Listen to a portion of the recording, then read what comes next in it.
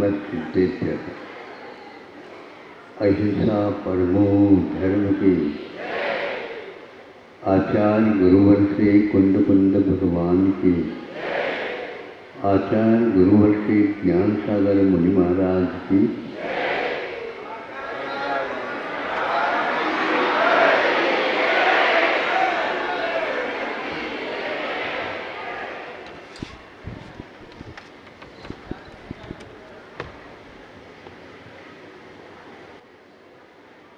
नमो लोये सर्वसा।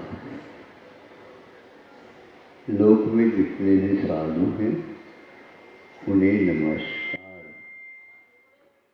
उनका चमत्कार, उनकी साधना और उनकी दृष्टि हम लोगों के लिए पूज्य है, श्रद्धा का विषय है। क्योंकि दुनिया में वैसे बहुत कुछ साधनाएं होती हैं, किंतु यह साधना हमें हमारा उत्कृष्ट जो साध्य है उसको प्रदान नहीं कर सकते। किंतु यह साधना हमें तात्कालिक अथवा कुछ समय के बाद अपना चमत्कार दिखा देते। आज उसी प्रकार के एक साधु का चित्रण पुराण के आधार पर यहाँ पर किया जाए। आज उस प्रकार के तपस्वियों का हमें साक्षात्कार, हमें दर्शन, हमारे आँख पवित्र नहीं हो पा रहे, फिर भी हम ये पुनादि चित्तम दुर्गांजनेभ्यः। हे भगवान, आपका नाम स्मरण भी हमारे चिरकालीन उस कर्म श्रृंखला को नष्ट करने में, तोड़ने में सहायक। आपको इससे कोई प्रयोजन नहीं है। भगवान तो भगवान, किंतु भगवान के पथ पर चलने वाले भी होनहार भगवान हमारे लिए आ रहा है। अब देखो, जंगल में एक शिला के ऊपर एक वृक्ष के नीचे विराजमान जगत का ये स्वभाव हुआ संवेगात। जगत का और काय का स्वरूप हमेशा हमेशा अपने ध्यान में लाने वाले साधु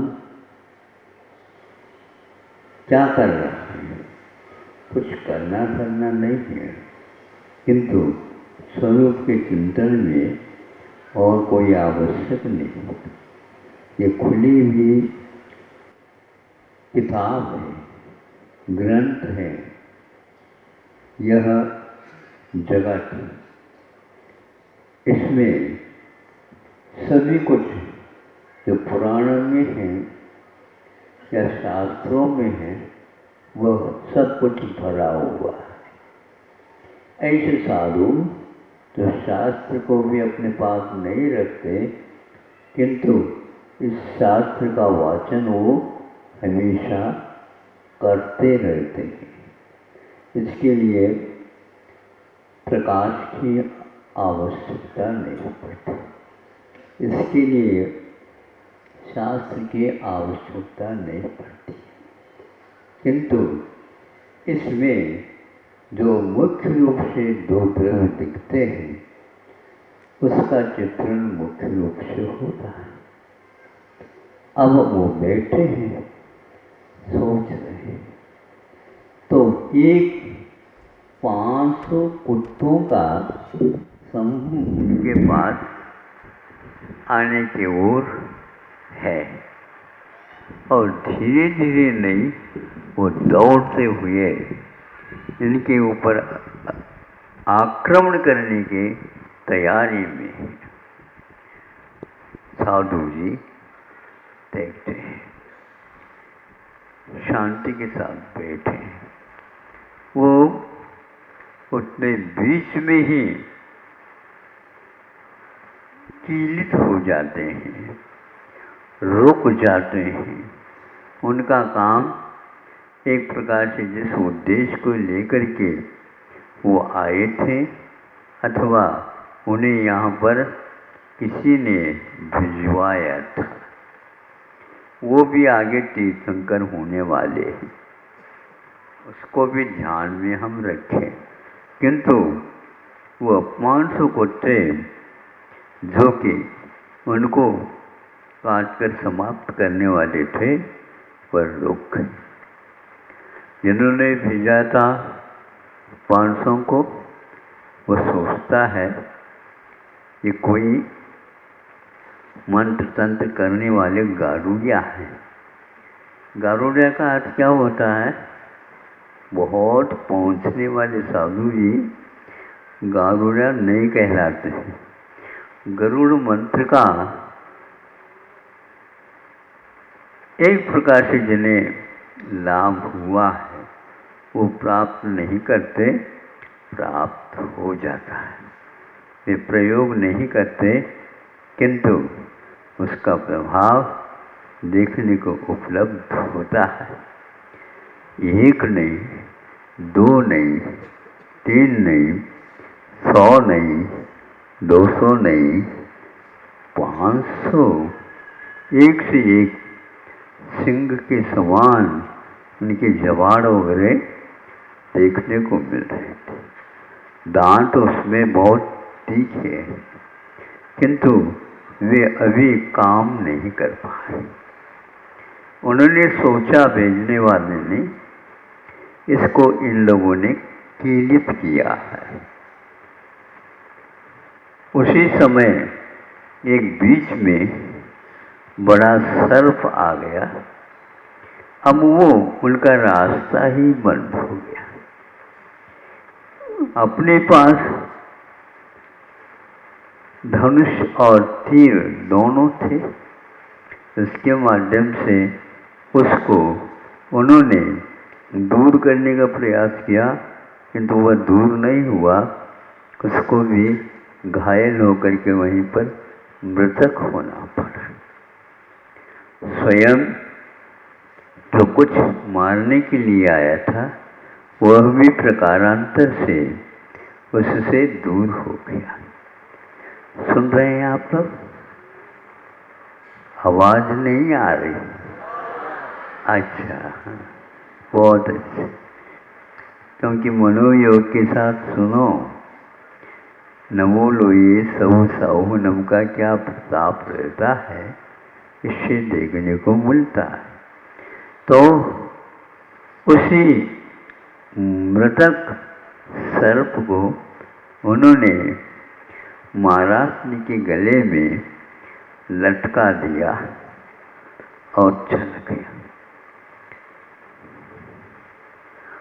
और उनके साथ साथ पीछे भी 500 भी चले गए, क्योंकि उनको आगे आने के लिए बाधा थी, जाने के लिए कोई किसी प्रकार की बाधा नहीं थी। और जाकर के उस व्यक्ति ने अपने पत्नी को बताया, हमने 7-8 दिन पूर्व में एक ऐसा दृश्य देखा और ऐसा ऐसा घटित हुआ। सुनते ही पत्नी ने कहा, जुल्म हो गया, अपराध हो गया, पश्चाताप, आपने उसी दिन क्यों नहीं बताया? हमने सोचा ये बहुत जल्दी हमारे जाने से अपने आप ही निकल करके चले गए होंगे। नहीं, वैसे नहीं निकल सकते। कि ये किया हमने, कहाँ है वो स्थान तो याद? हाँ, ये है। स्थान तक पहुंच गए। उसने सोचा जाते समय श्रावक भी अपना बहुत बहुत उपयोग को उपयोग में लाता है। ये 7-8 दिन हो गए, अवश्य ही वहाँ पर जीव जंतु उनको खा रहे होंगे। देखा, शक्कर साथ के साथ ले आया था। कीड़े मकोड़े चींटी वगैरह जो होते हैं, शक्कर के कण से बहुत प्रेम रखते हैं और चारों ओर उसको शक्कर को बुड़का दिया। बस 2 मिनट 1 मिनट हुआ नहीं, कहाँ से सारी चींटियाँ, छोटी बड़ी लाल पीली सफेद आदि सब आ गए और शक्कर को खाना प्रारंभ कर दिया। महाराज जी का वह शरीर उन चींटी वगैरह खाने से एक प्रकार से जर्जरित अथवा यूं कह दो छेददार हो गया था। छोटी छोटी छिद्र जो है उसमें उभर करके आ गए थे। आंखों में से पानी आ गया, किंतु क्या कर सकते। तीव्र कर्म के उदय में इस प्रकार होता है। लेकिन तीव्र कर्मों का उदय होते हुए भी 500 कुत्तों के लिए जवाब देने की हिम्मत उनके पास थी। वह अपने आप ही उस मंत्र के कारण दूर हो गए। विद्याएं, मंत्र भी कभी कभी निहिता रहती है तो वह अपने आप काम कर जाती। करवाएं ये कोई नियम नहीं रहता और ऐसा ही हुआ। जब पूर्ण उपसर्ग दूर हो गया, नमोस्तु करने के लिए सामने बैठ गए। महाराज जी का ध्यान पूर्ण हो गया और भक्तों की ओर देख करके उनके नमोस्तु के बदले में सद्धर्म वृद्धिरस्तु ये आशा, यह आशीर्वाद मिला। तब पत्नी जो थी, उन आपको कथा तो ज्ञान है, ज्ञात है, नाम भी शायद आप लोगों को ज्ञात होंगे, इसलिए नाम के बिना हम चल रहे हैं। हमारा काम चल रहा है, आप लोगों का भी चल रहा है। हाँ मेरे महाराज, नाम तो हमारे पास भी है। अब पत्नी ने कुछ सोचा नहीं, लेकिन पति ने ये सोचा, अरे ये क्या बात है। जब सर्प, मरे हुए सर्प को इनको गले में कुंडली के रूप में रख करके मैं गया था, वो ज्यों का त्यों है। ये क्या, और आशीर्वाद सब दे। जब ध्यान के बाद ध्यान छोड़ दिया, उस समय उनको संबोधित भी किया। तब पति को यानी सैनिक को ये रहा नहीं गया कि इस प्रकार की साधना के साथ भी भीतर से भी, बाहर से भी, भीतर से भी समता भर बस हो जाए, फिर तो अपना वैभव अपने आप ही भागता हुआ आएगा। स्वीकार करो, स्वीकार करो ऐसा कहेगा, किंतु फिर भी उसको स्वीकार करने की चीज नहीं है। तो ये पूछा, यही एकमात्र साधना होती है। आज इस कथा को हम पढ़ते हैं, उसका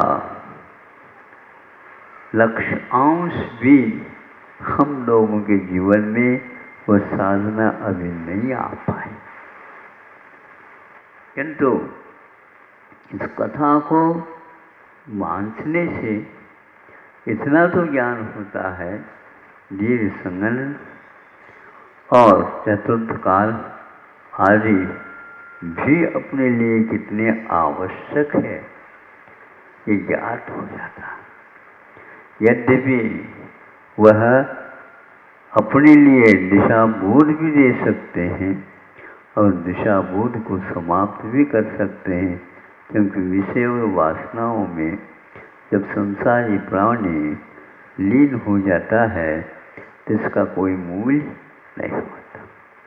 फिर तो वह उस सब शक्ति का उपयोग नरक जाने के लिए ही हो जाता है। जब यह सुना समाधि वृद्धिरस्तु ऐसा धर्म वृद्धिरस्तु, समान रूप से यह आशीर्वाद सुना, तब से उसको श्रद्धान होना प्रारंभ हो गया। उसको जिस समय उसने सर्प को लटका दिया उस समय नरक बंद हो गया था। 33 सागर की आयु सप्तम पृथ्वी में हुआ करती है। उस आयु का कोई भी भंग नहीं होता, उसको तो उतना ही मिलता रहता है। निकाचित कर्म इसी को बोलते हैं। वज्र की लकीर है, उसको मिटाया नहीं जा सकता। तब ये ज्ञात हुआ वह 33 सागर की आयु भी जब उनका वह श्रद्धान मजबूत होने लगा तब उसको प्राप्त हुआ। उसके फल स्वरूप जैसे जेलों में अच्छे कार्य यदि कर जाते हैं कैदी, तो जेलर के माध्यम से उसके दंड को विभाजित कर देते हैं, कम कर देते हैं। जीवन पर्यंत भी यदि दंड हो उसको भी कम करते हुए उसको वहाँ से छुट्टी मिल सकती है। सुना? हाँ, कि यहाँ पर भी ये व्यवस्था है, तो कर्मों के बारे में भी व्यवस्था दी गई है। वहाँ 33 सागर की आयु केवल 84,000 वर्ष ही मात्र रह गए। यूँ कहना चाहिए समुद्र के सागर के सामने एक चुल्लू भर भी उसका महत्व नहीं है।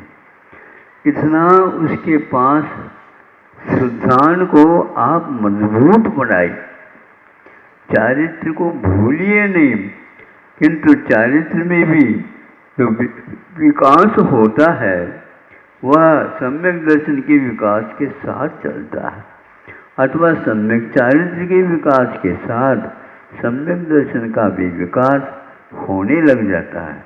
ये एक दूसरे के भाईचारा निभाते हैं।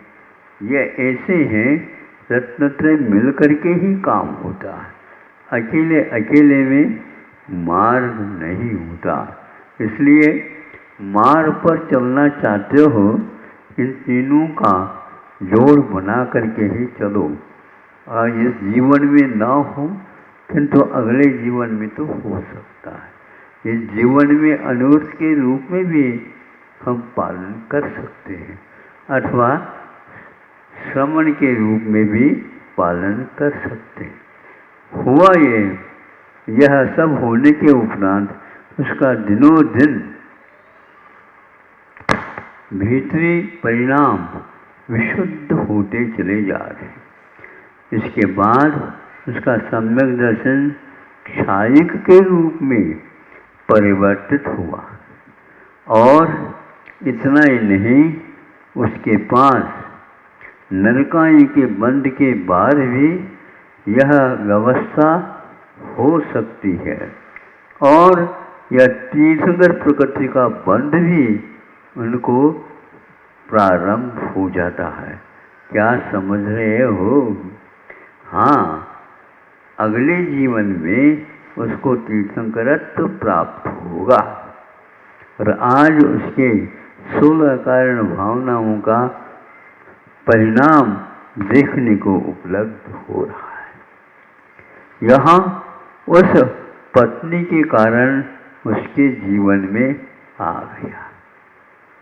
पत्नी यदि नहीं होती तो नहीं होता ये कार्य, ऐसा भी नहीं है, लेकिन उसकी जो दृष्टि थी ऊपर से भले ही कुछ भी हो, किंतु पति के विकास के बारे में वो हमेशा हमेशा सोचती रहती है, क्योंकि फलानुभवन प्राय करके दोनों का एक साथ चलता है। यह बात अलग है, फिर भी अपने अपने भावों के अनुसार ही ये कार्य होता है।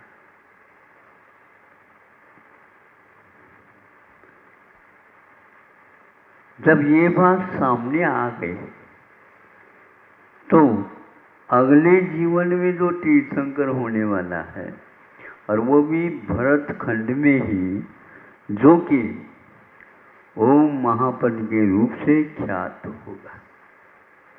और आप लोगों के लिए उस समय यदि आप भी रहेंगे तो समोसर में बैठने का सौभाग्य भी प्राप्त होगा।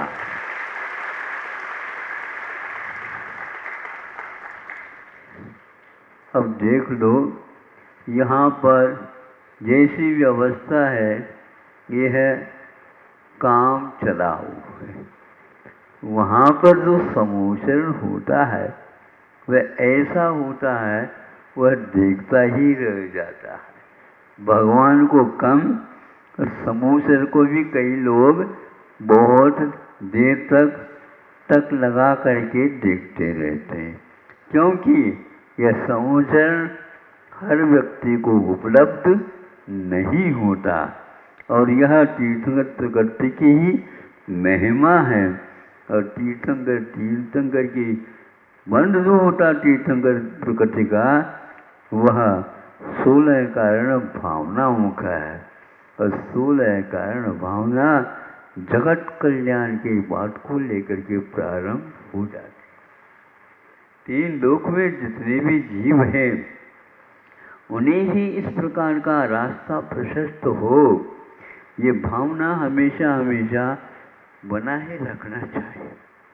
आपको मिले या न मिले, किंतु दूसरों को मिले, ये भावना रखने में कोई बाधा नहीं है। लेकिन इसकी भी दरिद्रता हम अपने में देखते हैं।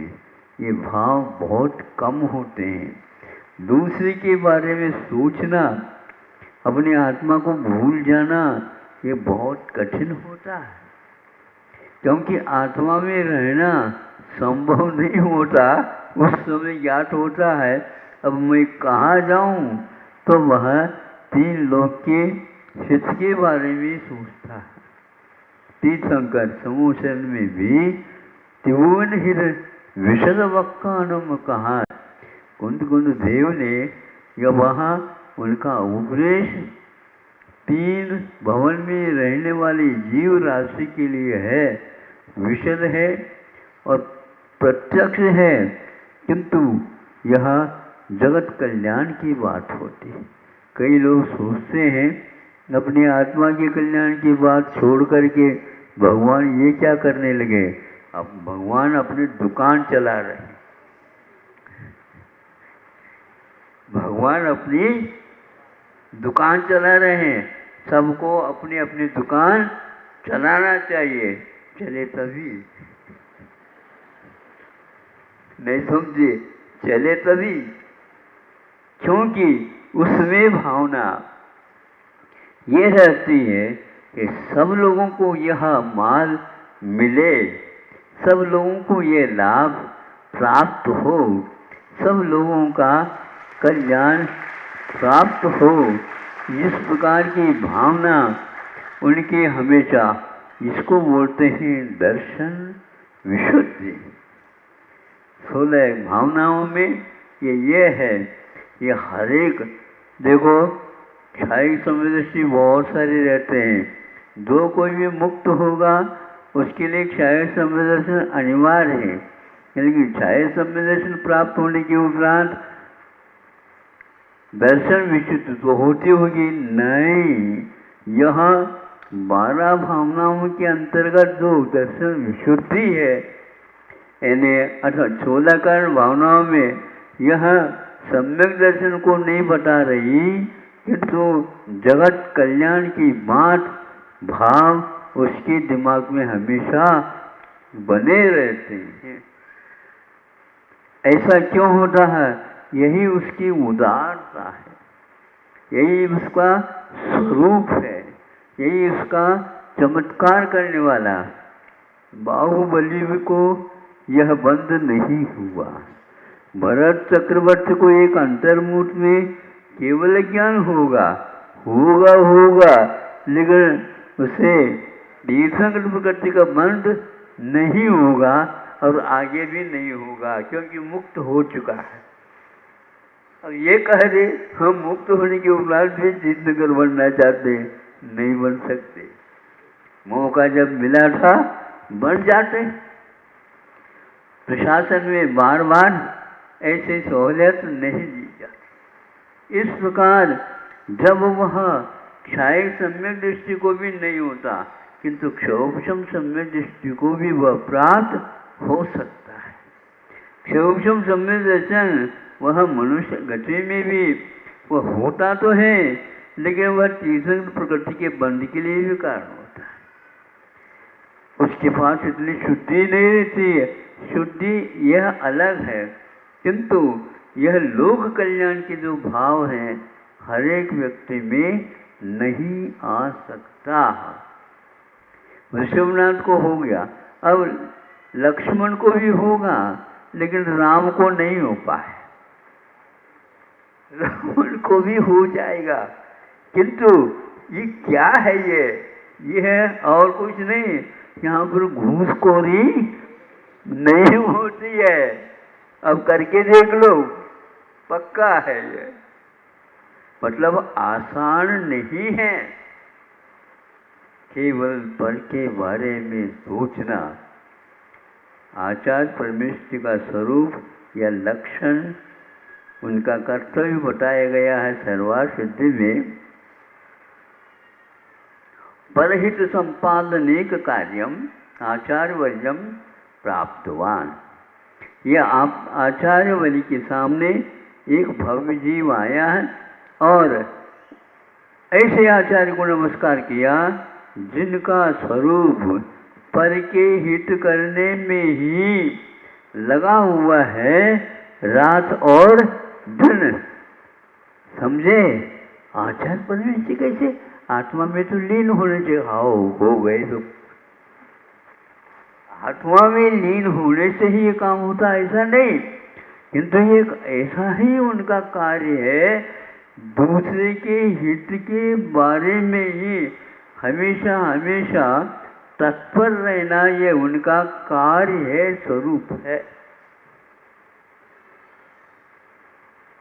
कमी तो हो सकती है, लेकिन और कोई कमी नहीं। इसके साथ उनके 28 आदि मूल गुण सब पलते रहते हैं, वह मुख्य नहीं है। किंतु जब एक विषय को ही मुख्यता दी जाती है और वह विषय ऐसा है कि वह 3 लोक को भी क्षुब्ध कर सकता है। ऐसे ही लिखा है सर्वार्थ सिद्धिकार ने, 3 लोक में क्षोभ पैदा हो जाए। जैसे समुद्र में क्षोभ उत्पन्न नहीं होता, लेकिन ज्वार भाटा तो आते ही रहते हैं। नीचे का जल ऊपर और ऊपर का जल नीचे, ये होता ही रहता है, कभी भी स्थिर नहीं होता। फिर भी वह अपने तट का उल्लंघन नहीं करता है सागर। उसी प्रकार दूसरे के हित के बारे में तो सोचते हैं, ये सोचने का कार्य वे बंद नहीं करते जब तक उनका वह पद रहता है। बहुत कठिन है कुछ भी हो, लेकिन परहित के बारे में हमारे पास बहुत सारे लोग आते हैं और पास आना चाहते हैं, लेकिन ये एक व्यवस्था है तो हम क्या कर सकते हैं? एक व्यवस्था है तो हम क्या कर सकते हैं? बस वहीं पर बैठे रहो। समूह चरण में भी ऐसा ही होता है। हाँ, समूह चरण में भी ऐसा ही होता है। गणधर परमेश्वरी को भी पैर छूने के लिए नहीं मिलता जीवन में। गणधर परमेश्वरी, इंद्रभूति है, कैसे भी हो, लेकिन महावीर भगवान के चरण स्पर्श नहीं किया। रहेंगे चरणों में लेकिन छू नहीं सकते। यहाँ पर मैं आगे, मैं आगे, मैं आगे, मी पुढं, मी पुढं, मी पुढं।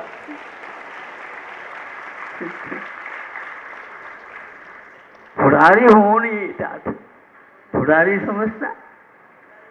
पुढारी नेता होता है। हाँ, तो वो करके आते हैं, लेकिन व्यवस्था है तो हम क्या कर सकते? कुल्हाड़ी नहीं, पुढारी मुख्य नेता के समान होता है। लेकिन यहाँ पर आने के उपरांत, लेकिन सबको संतोष होता है। बताओ सही है क्या नहीं है?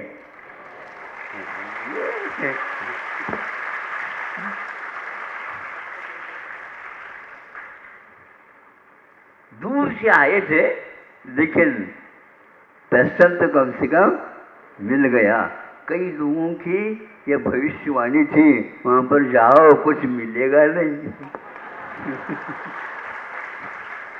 लेकिन आप लोगों को लेकर के आए हो, पास से दर्शन कर रहे हो क्या नहीं? हाँ,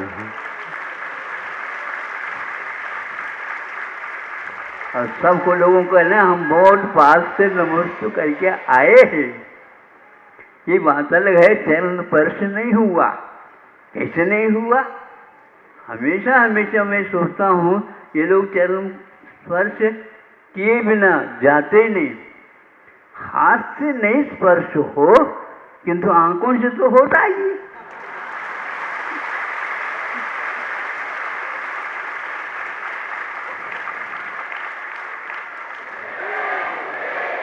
बात तो एक ही है, एक है क्या नहीं? बिल्कुल।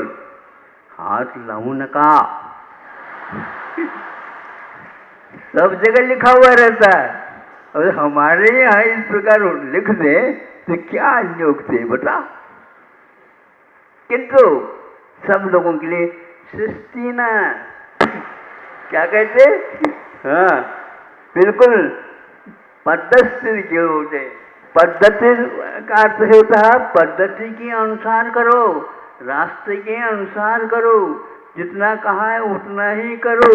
नहीं तो बहुत सारे लोग आकर के वहां पर सौधर्मेंद्र जैसा है, जो एक प्रकार से जम्बू द्वीप को ही हिलाने की क्षमता रखता है। इसलिए समूह में कोई भूलता ही नहीं।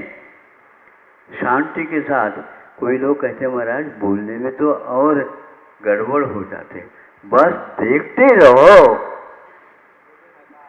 बोलू नका, शांत रहा। किंतु बोलू नका कहने का अर्थ है बगू नका। देखते रहो और आनंद का अनुभव करते रहो। इसमें कोई भी विघ्न नहीं आता।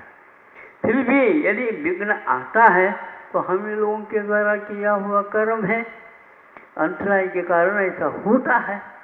इसलिए संतोष धारण करके वहाँ लोग एक साथ सबका लाभ लिया करते हैं। 8 वर्ष के अंतर व्यतीत हुआ नहीं, ऐसे भी मनोज महाराज मिलते हैं तो देखने के लिए कई लोगों का आकर्षण का केंद्र वही मनोज महाराज ही होते। तीर्थंकरों के लिए भी होता तो है, लेकिन 8 वर्ष अंतर हो उसमें महाराज कैसे? अरे महाराज ही नहीं है, उनके पास सब रिद्धियां भी हैं। नमो अरहंतारम कहा नहीं और आकाश मार्ग से उड़ गए। वो कौन? मनोज्ञ महाराज।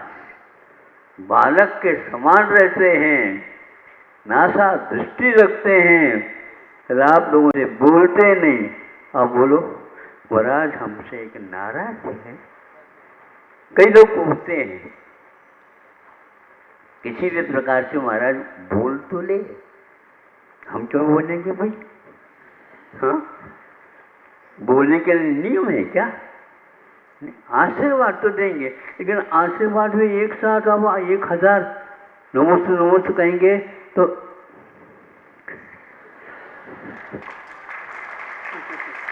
नहीं समझे। यूं करते ले इधर हो जाएगा, यूं करने से इधर हो जाएगा।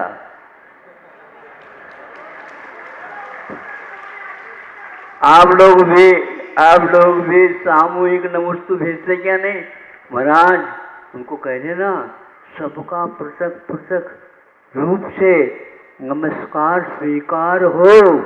तो हम भी कहते हैं मेरा सबके लिए पृथक पृथक रूप से आशीर्वाद।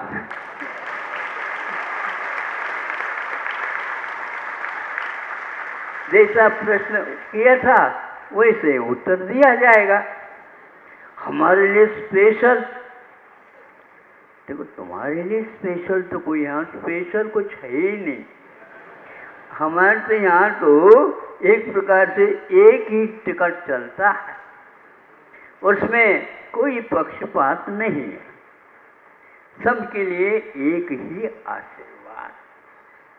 चाहे सैनिक हो चाहे चेलना हो, चेलना सोती होगी हमारे लिए कुछ नमस्ते जैसे करने के उपरांत अच्छा आशीर्वाद।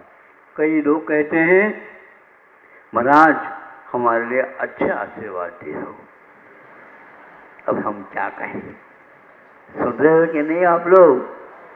हाँ, ये सुनो, ये कम से कम काम में आने वाले हैं भैया। आपके लिए अलग नमस्कार।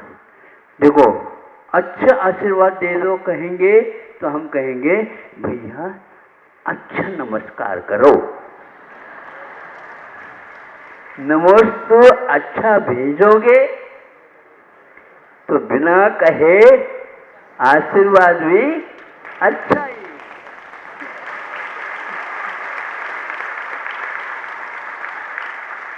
जैसा प्रश्न किया था वैसे उत्तर दिया जाएगा। हमारे लिए स्पेशल, देखो तुम्हारे लिए स्पेशल तो कोई यहाँ स्पेशल कुछ है ही नहीं। हमारे तो यहाँ तो एक प्रकार से एक ही टिकट चलता है, उसमें कोई पक्षपात नहीं है, सबके लिए एक ही आशीर्वाद। चाहे सैनिक हो चाहे चेलना हो, चेलना सोती होगी हमारे लिए कुछ नमस्ते जैसे करने के उपरांत अच्छा आशीर्वाद। कई लोग कहते हैं महाराज हमारे लिए अच्छा आशीर्वाद दे दो। अब हम क्या कहें? सुन रहे हो कि नहीं आप लोग? हाँ, ये सुनो, ये कम से कम काम में आने वाले हैं भैया। आपके लिए अलग नमस्कार। देखो अच्छा आशीर्वाद दे दो कहेंगे तो हम कहेंगे भैया अच्छा नमस्कार करो। नमस्ते अच्छा भेजोगे तो बिना कहे आशीर्वाद भी अच्छा ही।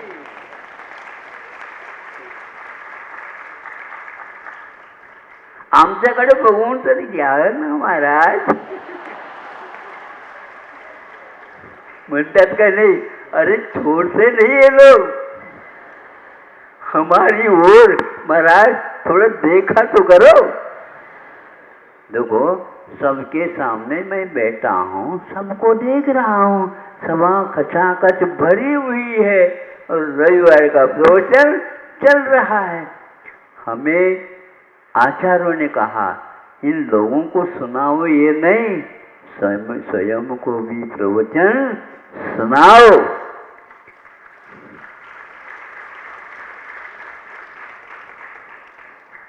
क्योंकि अपने लिए भी सुनाना अनिवार्य है। शब्द किस ढंग से निकल रहे हैं, इनके उच्चारण के साथ ठीक है क्या नहीं, यह देखना भी सावधानी का काम है। इसलिए वो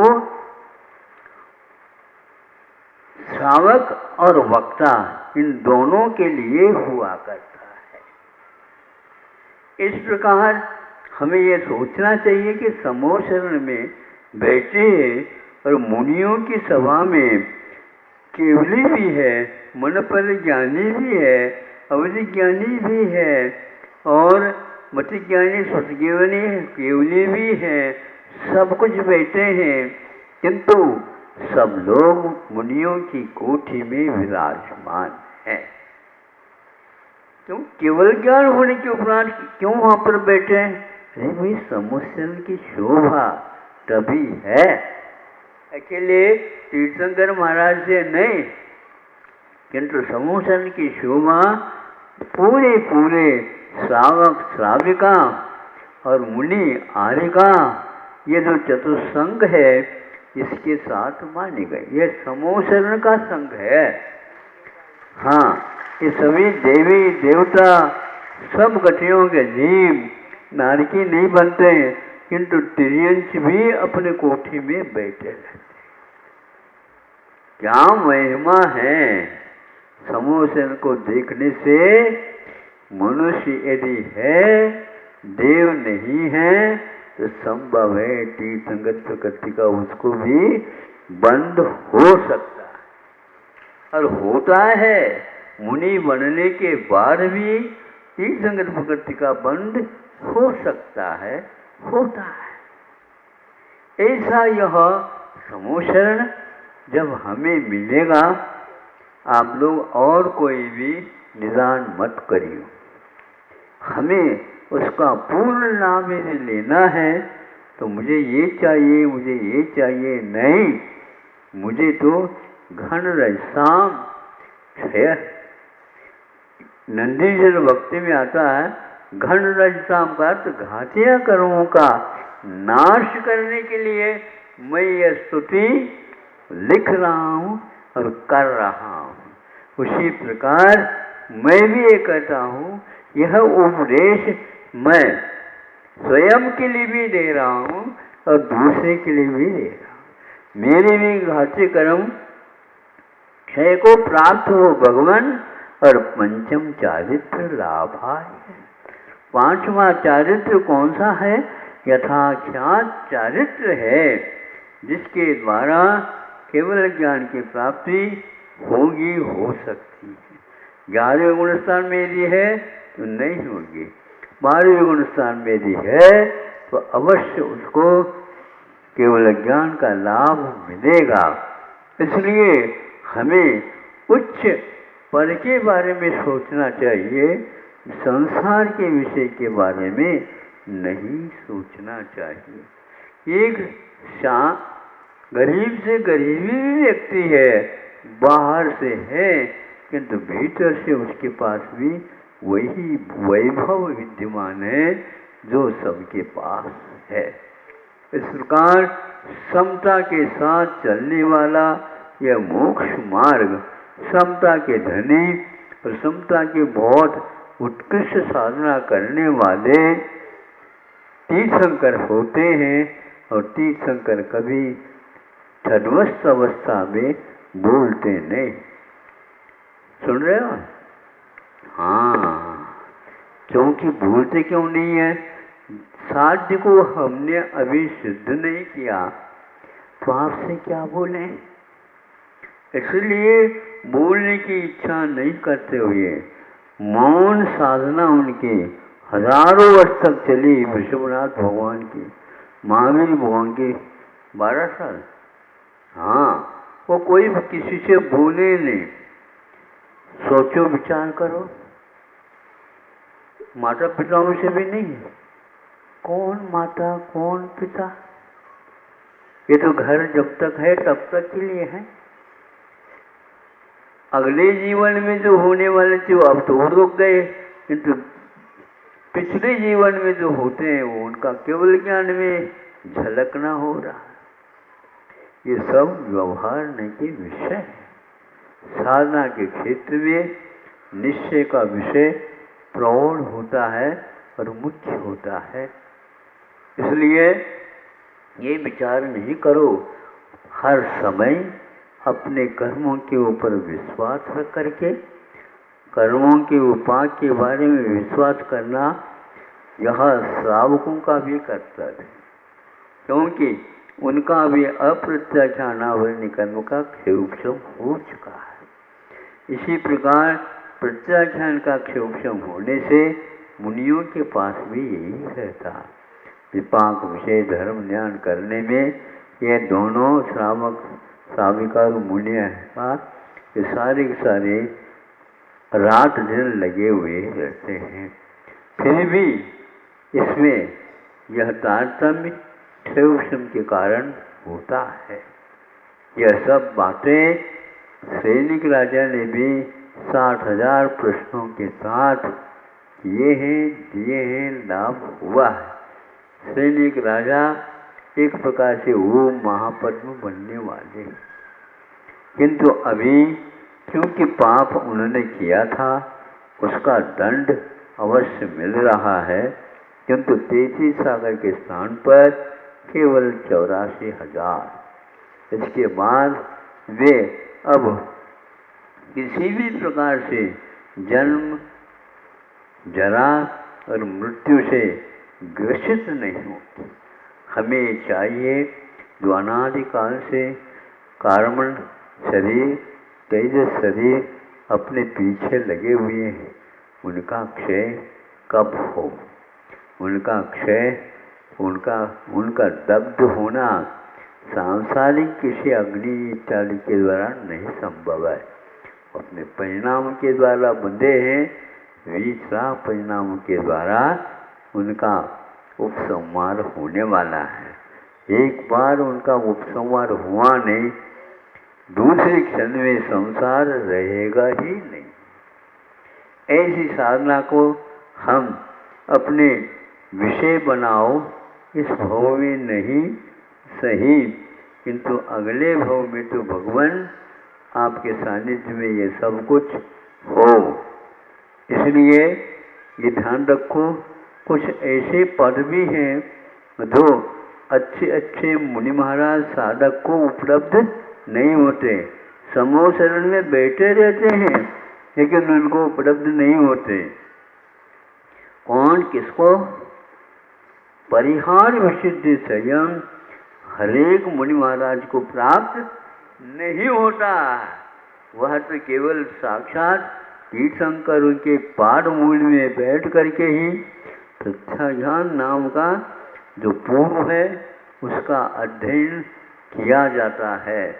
धन्य है वे मुनि महाराज भी जिनके पास परिहार विशुद्ध संयम प्राप्त होता है। एक जीव को भी सद्वस्त अवस्था में उनके माध्यम से बाधा प्राप्त नहीं होते। ऐसी चर्या के धनी छिरूप स्थापनाचार्य के धनी वो समूह शरण में भी आपको उपलब्ध होंगे। किंतु ये ध्यान रखना अब आगे के लिए, समूह शरण में किसी को भी चरण स्पर्श करने के लिए हमारा हाथ दिख रहा है क्या? नहीं आओ आशीर्वाद नहीं दे रहा हूँ, किंतु ये नहीं नहीं नहीं, क्या नहीं है? तो चरण स्पर्श करने से आज्ञा नहीं है, नहीं छू सकते। ये छूने की चीज नहीं, फिर भी उनकी दिव्य धनी का स्पर्श हमारे भीतर तक होता रहता है। भगवान स्वयं अपने मुख से यहाँ वाणी छोड़ते हैं और आपको वह वाणी स्पर्श कर जाती है और लीन हो जाती है।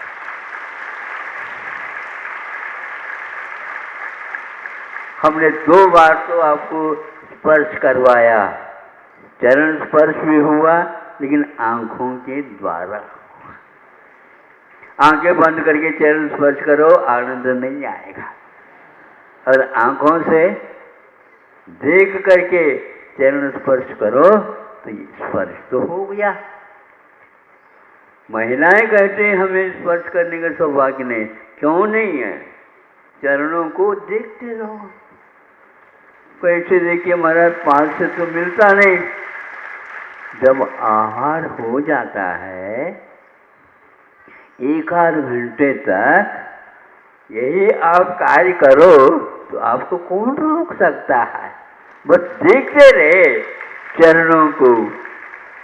स्पर्श नहीं हुआ है, बिल्कुल थक जाओगे आप लोग। हाँ, अब 1 घंटे से आप लोग एनिमेश सुन रहे हैं और देख रहे हैं, इसके लिए कोई किसी ने मना किया? कितना लाभ हो गया होगा? है तो महाराज, लेकिन फिर भी हम इसको समझते ही घटिया। इसको घटिया बोल रहे हो? नहीं, इससे बढ़िया और भी कुछ नहीं हो सकता। इसलिए अपनी दृष्टि को मांझ करके आया करो। अपने दिमाग को थोड़े से अच्छे, क्या बोलते हैं, ब्रेन वॉश हाँ, अपने मस्तिष्क को थोड़े से अच्छे ढंग से धो धा करके आया करो और पवित्र मन से सोचा करो। अब देखो सब कुछ नहीं होता, लेकिन आपका मन क्या भगवान को छू नहीं रहा? बोलो, छू रहा है? तो ऐसे क्यों धीरे से बोल रहे हो? हैं? भोजन नहीं किया आज?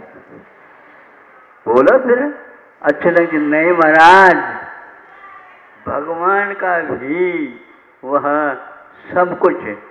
अभी समय हो गया है, ज़्यादा तो नहीं होना चाहिए। अगले रविवार जब आएगा उस समय देख लेंगे। यह प्रवचन बहुत लंबा भी दिया जा सकता है, किंतु हमें कहा गया है ज़्यादा लंबा नहीं खींचना, क्योंकि श्रावकों के लीवर की जो सिस्टम है वह बहुत कमज़ोर है। इसलिए ज़्यादा खिलाओगे तो पचेगा नहीं। इसलिए आप लोगों के ऊपर दया करके यहीं पर वक्तव्य को पूर्ण कर रहा हूँ। आँखों के द्वारा स्पर्श और मन के द्वारा भी स्पर्श, ये पक्का है। और कान जो है ना, आँख के वचन को, भगवान के वचन को सुन रहे हैं। अद्य में क्षाल से गाठ से, हे भगवान आज मेरा शरीर शुद्ध हो गया, पवित्र हो गया। हमारे कान भी, क्योंकि कानों में तो रेडियो बजती रहती है। हाँ, मोबाइल का जमाना, उसमें भी रेडियो रहता, बताते हैं। तो अब क्या कहेंगे? लेकिन भगवान के वाणी के द्वारा हमारे कान पवित्र हो रहे हैं। हाँ, बहरे हो करके मत सुनो। हाँ, मनोयोग से सुनो। ये कितने अच्छी घड़ी है अमूल के। और इसी प्रकार जो कहता हूँ, जब स्वाध्याय करते हैं आकलन देव के वचनों को एक बार अपने मुख से उच्चारण तो कर लीजिए, दोबारा नहीं मिलेगा। इसी प्रकार हमें चाहिए। तो आज भी तीर्थंकर साक्षात समोचरण में विराजमान है, उनकी ध्वनि भी यहाँ तक आ रही होगी, लेकिन हमारे पास वह यंत्र नहीं है जो उसको पकड़ सके। हमें छू छू करके जा रहे हैं वो तरंगे, उनके शब्दावली यहाँ तक आकर के छू करके जाती है, किंतु हमें वह पकड़ में नहीं आते हैं। ऐसा यहाँ अपूर्व दृश्य है समोचरण का। वह मुनि महाराज जो कि तीर्थंकर होने वाले ऐसे श्रीजी के राजा को भी आशीर्वाद धर्म वृद्धि रस्तु के रूप में दिया।